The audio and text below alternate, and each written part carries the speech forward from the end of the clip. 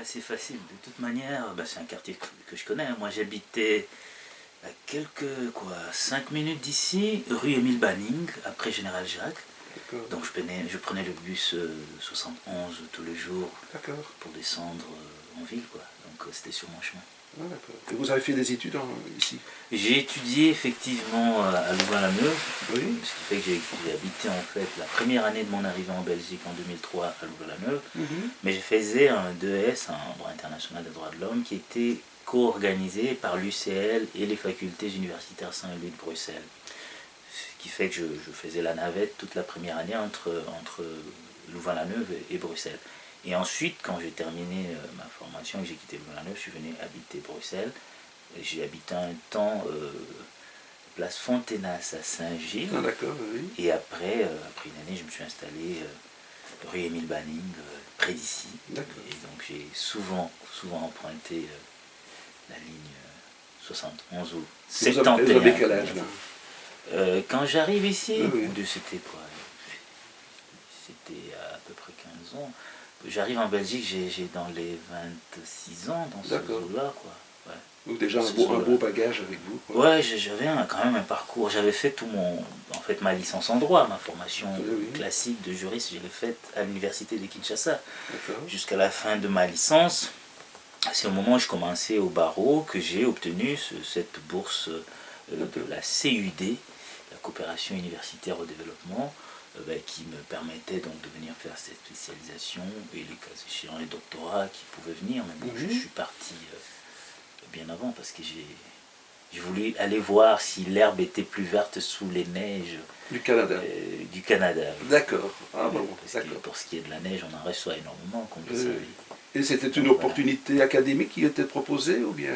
Pas du tout. Moi, je ne suis pas allé là-bas pour des raisons d'études. C'est vrai qu'une fois arrivé sur place, j'ai fait une autre maîtrise en administration publique internationale à l'ENAP, qui est l'École nationale d'administration publique de l'Université du Québec. Mais l'idée au départ, c'était d'aller chercher plutôt des opportunités professionnelles. Une question se posait en fait à la fin de mes études, et après les 4 ans que j'ai passés ici, c'était de dire, si je ne retourne pas au Congo, comme cela se présentait, pour diverses raisons, notamment cette incertitude politique qui planait encore à ce moment-là, et que je ne reste pas ici, parce que j'ai l'impression d'une part que les gens du Vlaams Belang n'ont pas envie de me voir ici, et d'autre part que tout naturellement, y compris pour les Belges qui terminaient les études en même temps que moi en droit, il n'y avait pas tant de débouchés que cela, encore moins pour les étudiants d'origine africaine qui étaient venus pour faire une formation au bout de laquelle ils étaient censés retourner au pays. Pour ce genre-là, il n'y avait pas grand-chose à faire dans la filière qui, naturellement, était censée les accueillir. Alors, si je ne restais pas en Europe et que je ne partais pas au Congo, que me fallait-il faire? Telle était la question. Alors, j'ai opté pour ce qu'on appelle généralement le rêve américain, mais je voulais le vivre d'abord en français, ce rêve-là. Et en ce moment-là, le Québec était pour moi la province toute désignée pour ce pari de mon émigration. Et quelle est la plus belle découverte sur place? La plus belle découverte, c'est parce que j'entre par le Québec, je dois avouer, c'est d'abord quand même la beauté de la province qui m'accueille, le Québec étant... Vous avez compté les lacs? Et je n'ai pas compté, si je m'y mettrais, je crois que je mettrais toute ma vie à compter. Non, j'ai beaucoup aimé le Québec que je découvrais, ce bout francophone d'Amérique, tout en inclusivité, tout en diversité, où j'ai senti tout de suite que j'avais ma place. Tout de suite, j'ai compris qu'ici, avec de la volonté, de l'abnégation, du travail, j'avais ma place. Je me suis senti accueilli tout de suite. Après, j'ai dû bouger, je suis allé vers Ottawa, donc la région de la capitale nationale, en Ontario. Très beau musée. Il y a oui, des très très beaux musées, il y en a plusieurs qui sont très très beaux. Je me suis installé... Le musée de la civilisation, entre autres. Oui, qui s'appelle maintenant le musée de l'histoire du Canada, qui est un très très beau musée avec une architecture très originale, très belle. Et oui, un très très beau lieu. Voilà, donc je vais m'installer par la suite, je pense au bout de 5 ans, je vais m'installer en Ontario, à Ottawa, après avoir intégré dans l'entretemps la fonction publique fédérale. Et là, je vais découvrir une autre province qui a aussi ses charmes. D'ailleurs, la devise de la province dit tente à découvrir, yours to discover. Et donc, je vais décider de rester vraiment au Canada. J'ai un ami qui habite pas loin de Montréal, c'est à Saint-André d'Argenteuil. Ok. Et là-bas, bon, c'est un cadre extraordinaire, magnifique. Mais il y a tellement de beaux endroits. Je ne connais pas cet endroit-là, mais le Canada est un pays très très beau. Et le Québec, naturellement, qui porte bien son nom de la belle province, comme je le disais, et attend tant de choses. Pour ceux qui aiment la nature, par exemple, c'est l'endroit tout désigné. C'est valable pour le reste du Canada, c'est valable pour l'Alberta où je suis déjà allé, c'est valable pour le Nouveau-Brunswick où on a des étendues de forêts, d'eau à perte de vue, de lacs, on parlait tantôt de lacs. On a tellement de choses, des choses très très belles qui me font parfois oublier un peu toutes les belles choses, la nature du Congo aussi. Et maintenant donc, mettons un peu une parenthèse dans ce parcours académique, est-ce qu'il y a déjà une plume qui vous chatouille? Mais la plume, elle me chatouille très jeune, très très jeune. Elle ne me chatouille pas qu'au Canada, elle ne me chatouille pas qu'en Belgique, où j'ai écrit une partie de mes textes. Mais la plume, elle me chatouille, je veux dire, de le bas âge. Pour la simple raison que j'ai né de 2 parents enseignants. Je suis né d'une famille où les 2 parents sont donc enseignants. Et mon père, un peu comme vous, est entouré de livres, il lit énormément. À l'époque, il a une bibliothèque moins riche que la vôtre, il n'est pas assez riche pour s'offrir tout ce que je vois derrière, mais il lit énormément. Donc c'est lui qui, le premier, en quelque sorte, m'inculque cette passion-là. Il me fait lire des livres. Je parlais il y a quelques jours de ce jeu auquel on se prêtait, lui et moi. Donc il me prête par exemple un livre de la série Les 4 jeunes détectives d'Alfred Hitchcock. J'en parle parce que ça me revient assez souvent. Il va me demander de lire le tiers, par exemple, ou le 2 tiers. Et puis il me dit, mais si tu devais écrire la suite, comment la vois-tu? Tu me le dis verbalement ou tu l'écris? Et ça varie, hein, ça passe d'un texte à l'autre. C'est la finesse de l'enseignant, ça. C'est la finesse de l'enseignant. Transmetteur. Exactement, il a ce côté transmetteur qui fait que très tôt il me passe cela. Mais il n'y a pas d'agenda derrière, hein. Il ne faut pas croire qu'il est dans un exercice. Non, mais une curiosité qui se développe. Voilà, une curiosité qui se développe de ma part et une complicité qui s'étisse entre le père et le fils, quoi. Et donc ça va être vraiment le moyen par lequel on m'a fait mettre la main à l'étrier. Et ça va rester dans les années qui vont suivre. Je vais écrire à des rythmes irréguliers. Il y a des périodes où j'écris beaucoup, il y a d'autres où j'écris moins. Dans cette époque primaire, vos lectures favorites? Mes lectures favorites, je ne sais pas si je peux citer exactement les lectures favorites. Enfin, moi, par exemple, moi j'ai toujours ici, je vais dire, j'ai Croque-Blanc. Ouais. Jack London, ça c'était un début, donc c'est vraiment très basique. J'ai tout au début, par exemple, L'Enfant et la rivière, d'Henri Bosco. Oui. Et vous, il y a des choses qui marquent, des ouvrages qui ne m'ont jamais quitté. Oui. Donc c'est ça que je veux dire, au départ, quelles sont les petites choses dont vous avez encore le souvenir ancré, quoi. Oui, je vais y venir. Mais si j'ai commencé par dire que c'était pas vraiment un favori parce que dans ce milieu-là, comme je disais, mon père m'amenait ce qu'il avait, mais les choix étaient relativement limités, surtout pour les textes auxquels moi je pouvais avoir accès. Les textes m'étaient accessibles. Donc là, il y a des textes qui l'amènent de mon âge, il n'y en a pas tant que ça, mais ceux dont je me souviens, qui vont rester, qui vont marquer au tout début, il y a le Petit Prince d'Antoine de Saint-Exupéry que j'ai lu assez tôt. Il y aura donc la série de 4 jeunes détectives d'Alfred Hitchcock. Il y aura toute la série de Jules Verne que je vais lire aussi. Il y aura quelques classiques africains comme L'Enfant Noir des Kamarley. Donc c'est le berceau de votre curiosité, tout ça. Exact. C'est vraiment ce texte-là et bien d'autres qui suivront par la suite, qui vont être la base du jeune homme que j'étais, tout jeune, qui s'élance à la découverte du monde, autre que celui du petit milieu où je grandis. Et donc c'est ces textes-là. Je dois en avoir oublié d'autres. Mais ceux-là vont être parmi les tout premiers dans lesquels je vais me plonger. Voilà. Il y avait aussi un livre de contes qui avait été écrit, dont le titre m'oublie.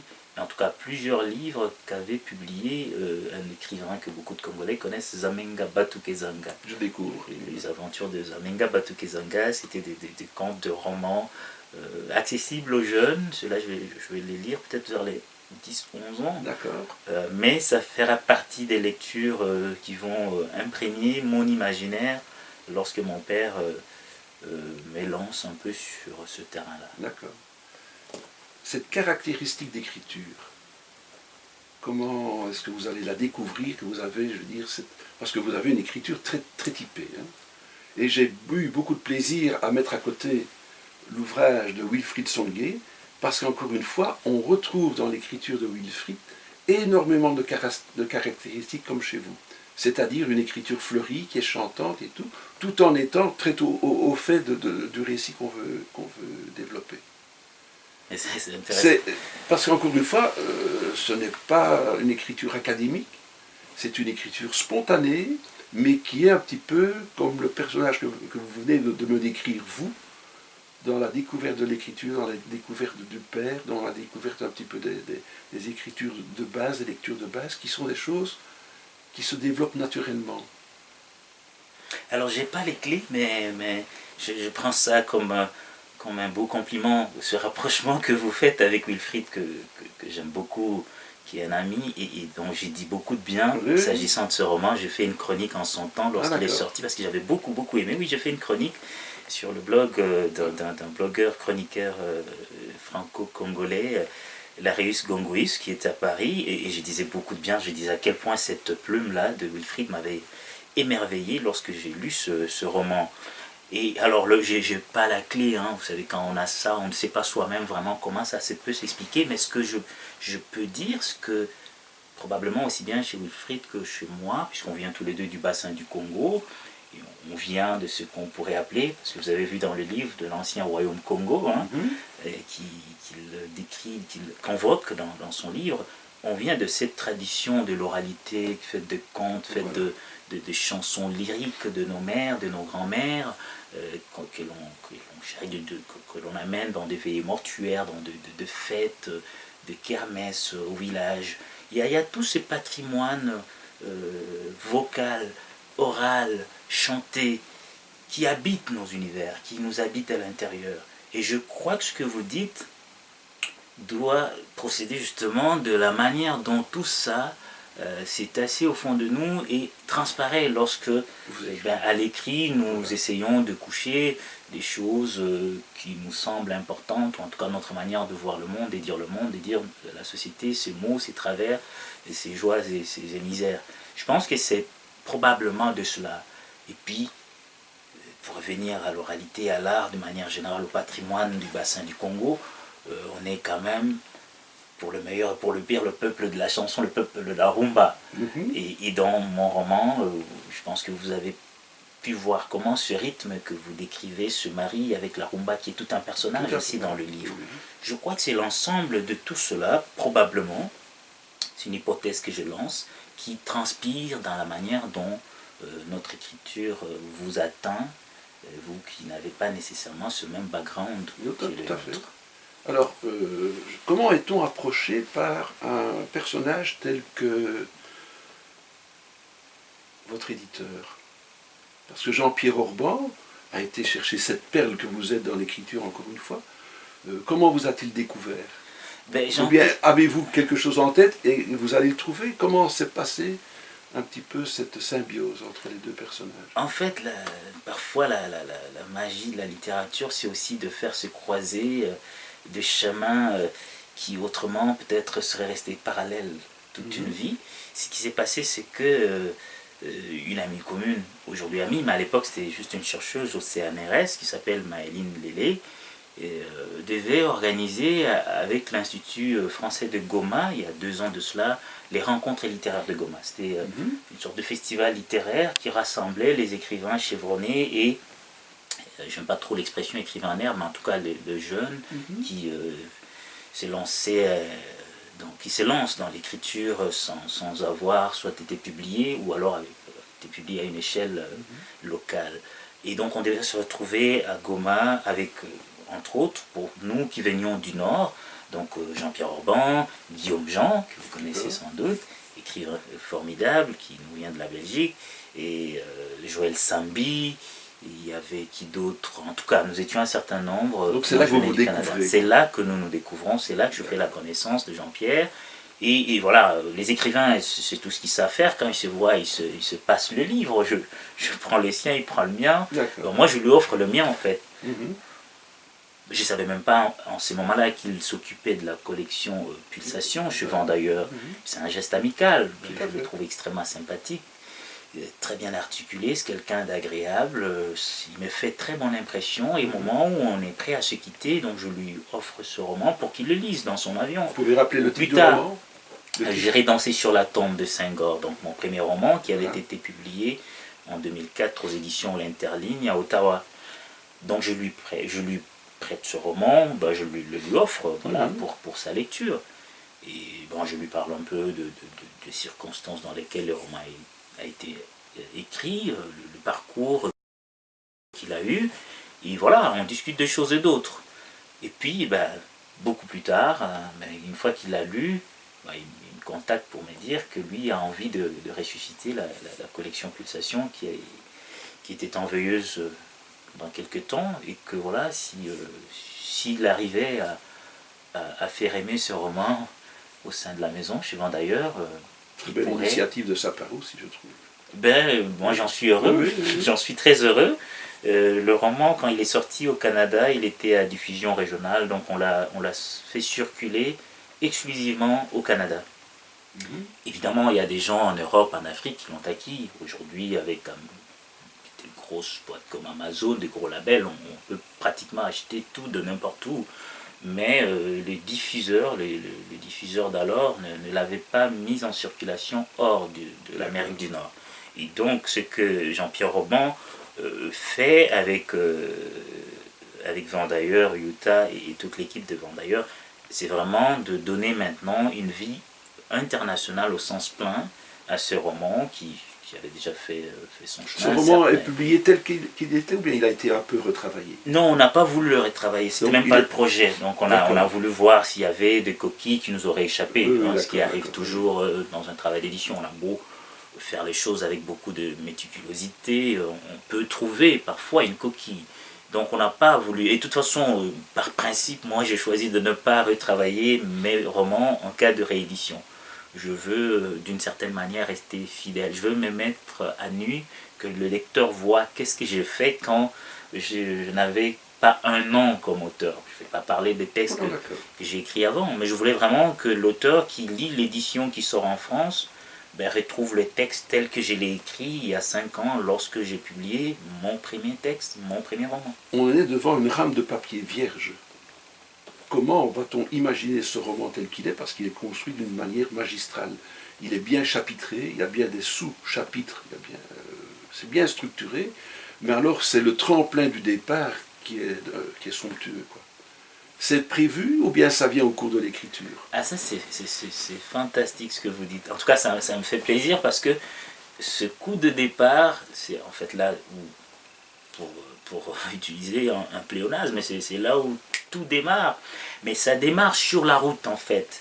L'idée de faire de cette histoire du combat du siècle en Kinshasa en 1974 entre Mohamed Ali et George Foreman un roman, en tout cas un objet littéraire, m'avait habité pendant très longtemps, depuis le Congo, depuis mon jeune âge. On y reviendra peut-être parce que mon oncle qui était le soir du combat dans les stades m'avait beaucoup parlé de ça. Ça je l'avais, mais je ne savais pas par quel bout je le prendrais.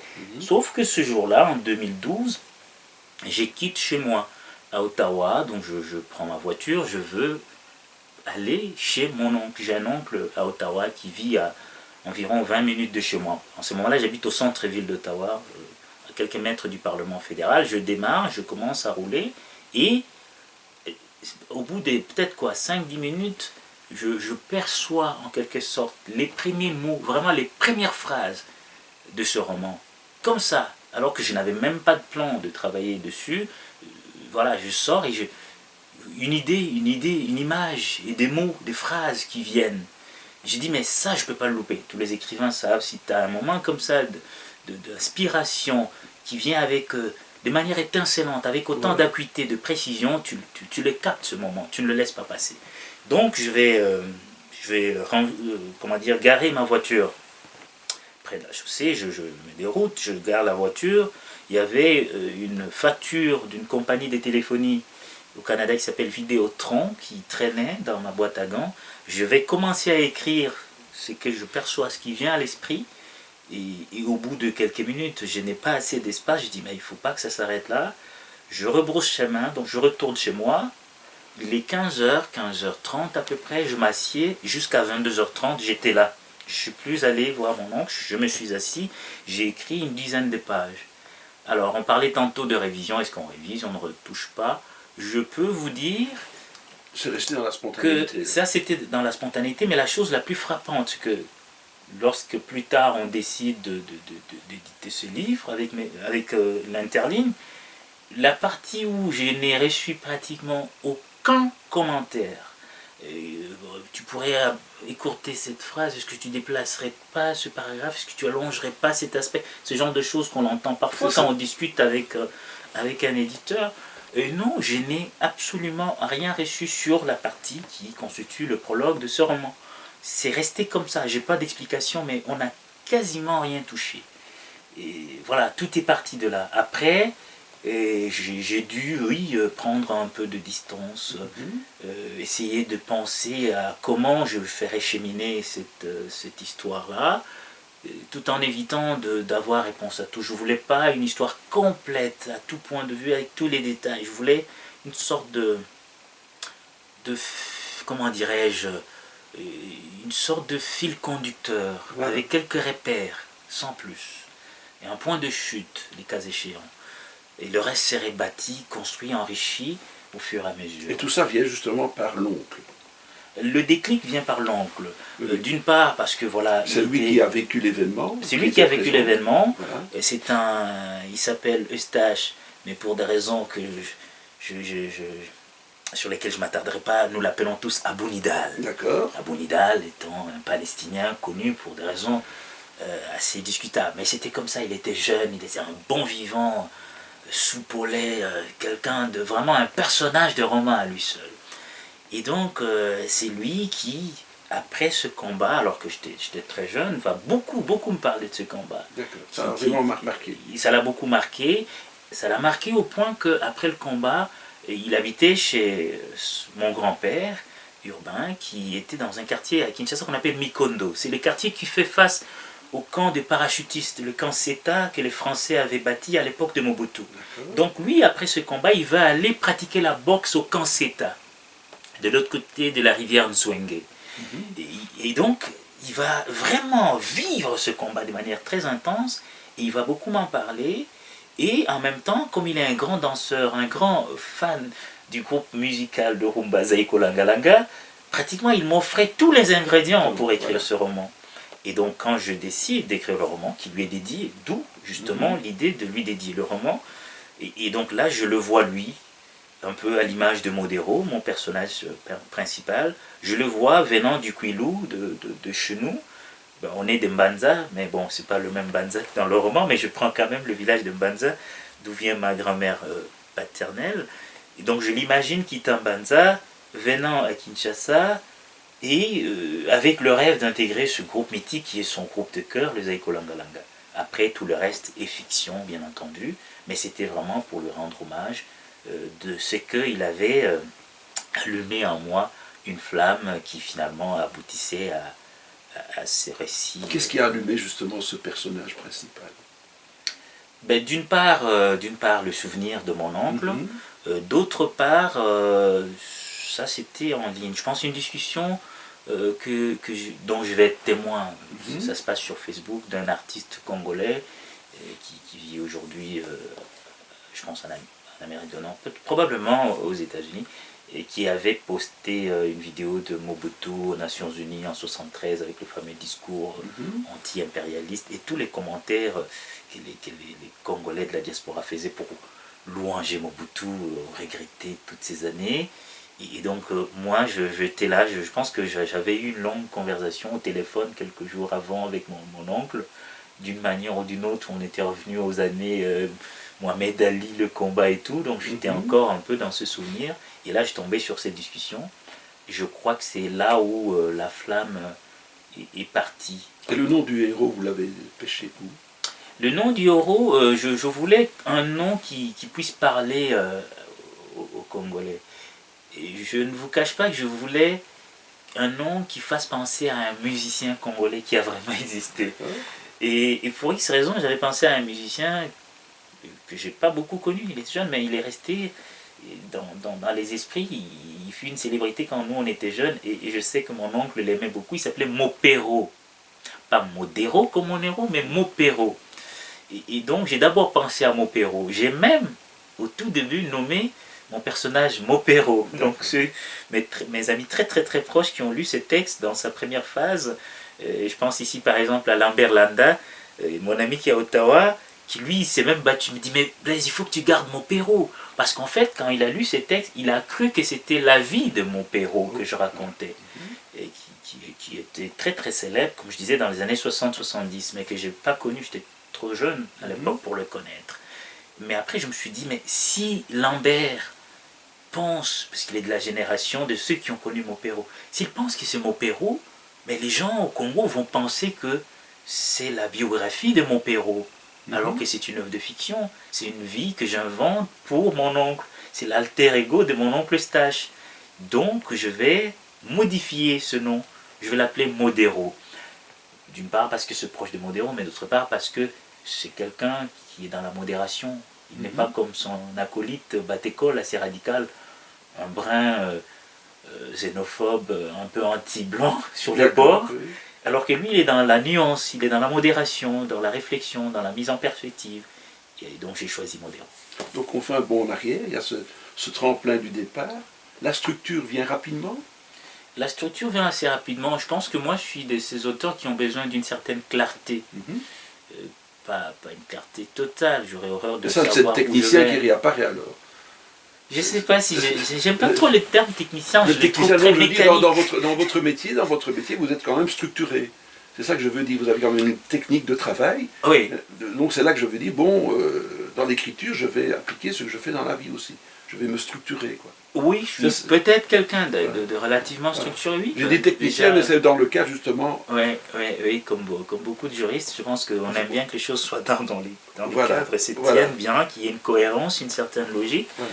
Et il y a peut-être ça, oui, à un moment donné, une fois que j'ai eu cette envie de remettre tout ça de mettre tout ça dans un récit. Il faut faire le plan, quoi. Je fais un plan assez sommaire, mais il y avait un plan quand même, où je plaçais donc le départ de mon personnage central de Banza, et son cheminement à Kinshasa, avec certaines séquences qui vont déterminer justement le passage qui l'amène dans la cour de Mobutu, dans la cour du guide, parce que je nomme pas Mobutu dans le roman, je parle du guide, et donc ça c'était structuré.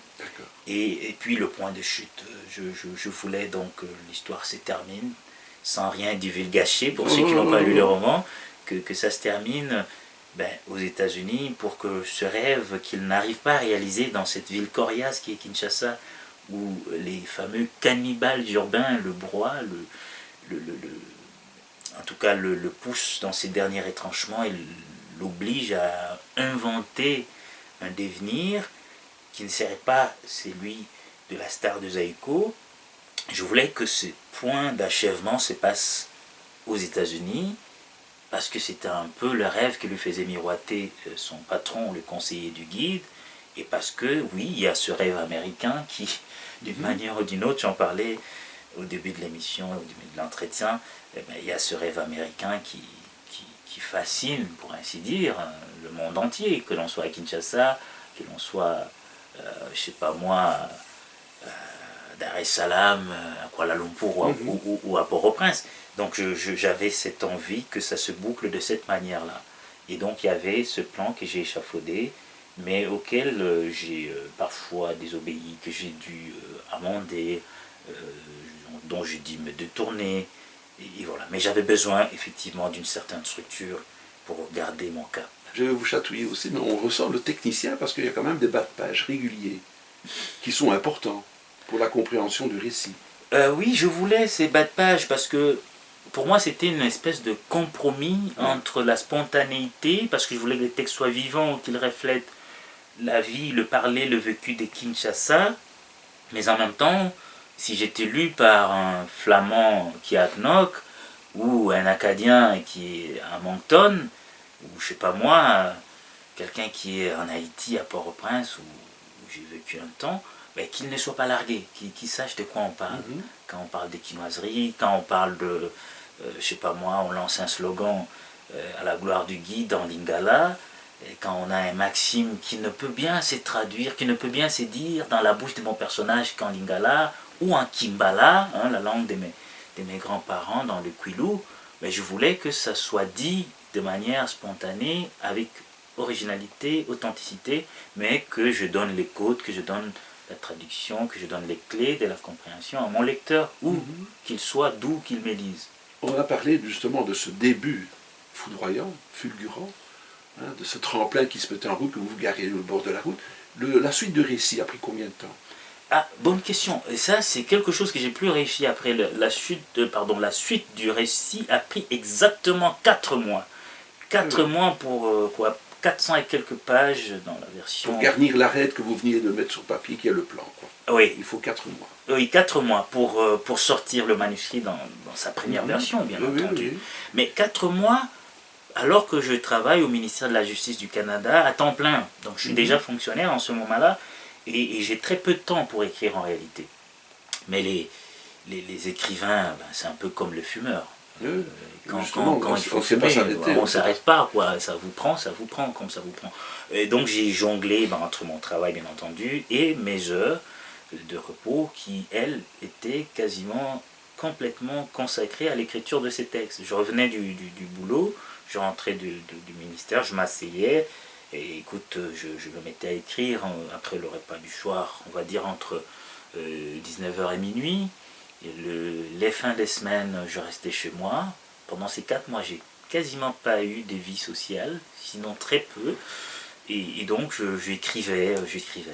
C'est un texte où je ne me suis jamais assis, et soudainement, je me suis dit, ben là c'est vraiment la page blanche, là, je ne sais pas où je m'en vais. C'est venu comme ça, d'une traite à chaque fois. J'ai dû arrêter parce qu'il fallait manger, aller me coucher. Mais autrement, non, j'ai écrit vraiment de bout en bout. Bon, au bout de 4 mois, j'ai fait ce que les écrivains... Et on parvient à s'arrêter, parce que c'est tellement riche en faits, en événements, qu'on pourrait encore en ajouter. Tandis que là, je veux dire, à un moment donné, donc ça c'est la fin qui est somptueuse, on pourrait se dire par après, tiens, j'aurais quand même pu parler de ça, j'aurais encore pu développer telle chose. Mais c'est pas évident à rester concis non plus. Ah, ça, c'est les drames de l'écrivain. Oui. Et c'est de savoir dire l'essentiel sans en faire trop, et de savoir s'arrêter. La tentation, elle est grande. On ouvre une brèche là-bas, on a l'impression qu'il faut creuser dans ces filons pour en donner encore davantage. Sauf que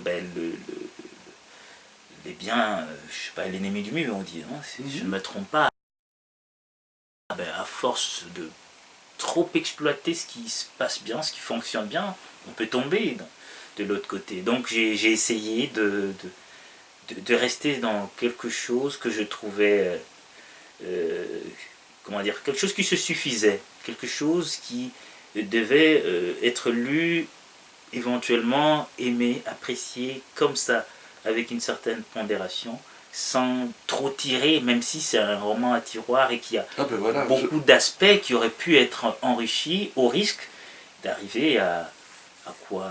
Un roman fleuve, un roman... Justement, vous venez de m'enlever la réflexion de la bouche, un roman à tiroir. Moi je dis, vous êtes un homme dangereux, parce qu'encore une fois, vous êtes un porteur de lucarne vers plein de choses qu'on a envie de découvrir. Hein. Vous citez entre autres Barack Obama, vous citez plein de références qu'on a envie d'aller voir davantage. C'est ce qu'il y a de bien dans l'ouvrage, évidemment, c'est que, encore une fois, c'est ce tremplin qui vibre toujours. Ça, j'admire. Ben merci. Je crois que c'est peut-être aussi le trait d'un certain éclectisme qui m'habite. Je suis quelqu'un comme ça qui a cette curiosité-là, et qui va regarder plusieurs strates sur un fait social ou sur un récit. Je veux prendre un angle, mais je vais voir peut-être vers quelles autres portes je pourrais accéder à partir de là. Et c'est ce qui transparaît sans doute dans les références, que ce soit philosophique, Kant, Senghor, évidemment. Et puis, on parlait d'Obama, le rêve de mon père, pour en fait faire une sorte d'arrimage avec les rêves du fils de mon personnage principal, qui lui réussit ce rêve américain à l'image de Barack Obama. Donc j'ai voulu faire arrimer toutes ces choses-là, mais sans en faire trop, en parlant à l'intelligence, en faisant le pari, je veux dire, de parler à l'intelligence du lecteur, qui, comme vous, fera ce bout de chemin, lui verra très certainement quelles sont les passerelles que je propose. Et si après on veut creuser davantage, ben, y a plusieurs portes effectivement qu'on peut ouvrir soi-même. On peut lire Obama, on peut lire Emmanuel Kant, on peut lire Senghor, à travers des œuvres que je cite. On peut danser sur un Et on peut aller danser effectivement sur une tombe, celle de Senghor. La couverture était déjà celle-là au départ? Non, la couverture de l'édition originale était autre. On y voit un homme d'un certain, un jeune homme, on va dire, qui tient une guitare. Et il y a des gants, des box sur le sol. Mais Vendailleur a choisi cette couverture, très belle couverture, j'ai bien aimé, et qui met tout de suite en avant la référence au combat de boxe, même si on comprend aussi que le roman transcende le combat, qui est un prétexte, prétexte peut-être, mais ça reste un prétexte pour faire une fresque de ces années du moboutisme et de tout ce qu'a été le Zaïre, l'ex-Congo, pendant cette période-là, et ce que ça a été pour cette jeunesse comme celle de Modero, qui baignait dans les louanges, les rêves grandioses du guide de la Révolution. Et dire, on n'a encore rien dit sur l'ouvrage, pour ainsi dire, pas trop. Donc on va inviter nos auditeurs à aller découvrir évidemment cet ouvrage qui est déjà en librairie maintenant. Il est sorti en Europe, France, Belgique et dans le reste de la francophonie le 3 octobre. Le 3 octobre. Donc on doit le trouver dans n'importe quelle librairie. On est en train d'ouvrir des cartons maintenant. Maintenant, et en particulier à un endroit particulier, la librairie Pépite Blues AXL, où j'aurai évidemment un échange avec le public demain mardi 22 octobre. Ils ont cet ouvrage. D'autres librairies de la ville, ici en Belgique et ailleurs en Europe, l'ont également, donc on peut le trouver assez facilement. Je vous souhaite. Avant de nous quitter, Blaise, n'oublions pas qu'il y a un autre roman qui porte votre signature, qui est Sans capote ni Kalachnikov. Parlez-nous un peu de ce second roman. Alors, ce second roman qui est sorti au Canada aux éditions Mémoire d'Encrier en janvier 2017, parle de ce que j'appelle l'égo-charité. En fait, ça questionne une certaine manière de faire l'humanitaire, une certaine manière d'exercer la charité à l'égard de pauvres, de pays pauvres. Alors, on y parle concrètement d'une cinéaste canadienne qui se rend en République démocratique de Konkani, et qui réalise un film documentaire qui va décrocher un Oscar à Hollywood. Et grâce aux témoignages écrits dans les carnets d'un ancien enfant soldat qui s'appelle Fourmi Rouge et de son cousin Petiche, nous allons découvrir qu'il y a quelque chose qui cloche dans ce documentaire. Il y a une certaine instrumentalisation, une certaine marchandisation de la détresse née de cette guerre qui a été à la clé du succès de cette œuvre. Et on traverse ainsi cette guerre, et on traverse ainsi les contextes de cette partie du monde qui, en fait, pour ne pas le cacher, nous renvoie à l'est de la République démocratique du Congo, pour voir ce qui s'y est déroulé, de pas toujours éluisant. Comment, sous les oripeaux de la charité, de la solidarité, certains esprits, soit pour de fins de marketing individuel, soit parce qu'il faut se sortir d'une situation judiciaire périlleuse, utilisent des causes pseudo-humanitaires pour leurs agendas. C'est une satire, hein, donc ça se voit bien, c'est une satire. Et donc je voulais mettre un peu le doigt sur ces phénomènes qui, à mon sens, fait beaucoup de tort à ceux qui sont mus par le désir d'aider. Et je voulais que l'on voit que lorsque l'on donne et que l'on étouffe et que l'on humilie celui à qui l'on donne, celui qui reçoit n'est pas aussi dupe que l'on croit. Et comme dit l'adage de chez moi, en lingala, babombe la kamai mutakalate. On ne peut pas s'empêcher d'offrir sa nudité à l'eau dans laquelle on se baigne. Donc les gens qui reçoivent cette solidarité, quand ils prennent la parole pour dire ce qu'ils ont à dire, parfois, si on tend l'oreille, on comprend qu'ils lisent à travers nous, ils lisent à travers notre fausse vertu. C'est un peu cela, le petit coup de pied dans la fourmilière que je voulais donner. On le trouve en Belgique avec aussi? Oui, lui, à la différence du premier, a été distribué en Belgique. D'ailleurs, je suis venu le présenter il y a 2 ans à la foire du livre de Bruxelles à Tour et Taxi. On le trouve en Belgique, on le trouve en France, on le trouve pratiquement partout chez les bons libraires, dans les bonnes librairies comme on dit. Et ben, soit dit en passant, puisqu'on l'évoque il y a 4 jours, la semaine passée, il a reçu une certaine reconnaissance de l'Association des auteurs et auteurs de l'Ontario français qui lui a décerné la semaine passée le prix Émergence 2019 à Ottawa. Donc merci, mais voilà, c'est juste pour dire qu'il est sorti peut-être il y a 2 ans. Mais c'est un roman qui fait encore son chemin, et pour ceux qui ne l'ont pas lu, évidemment, je ne peux que les encourager à le découvrir en même temps ou après avoir lu J'irai danser sur la tombe des Senghor. Vous me dites, et c'est bien de le soulever, un bel ouvrage n'a pas d'âge. Un bel ouvrage n'a pas d'âge. Parce que je prends le cas de notre ami Joseph Douanini, qui a plusieurs ouvrages aussi, qui sont régulièrement réédités.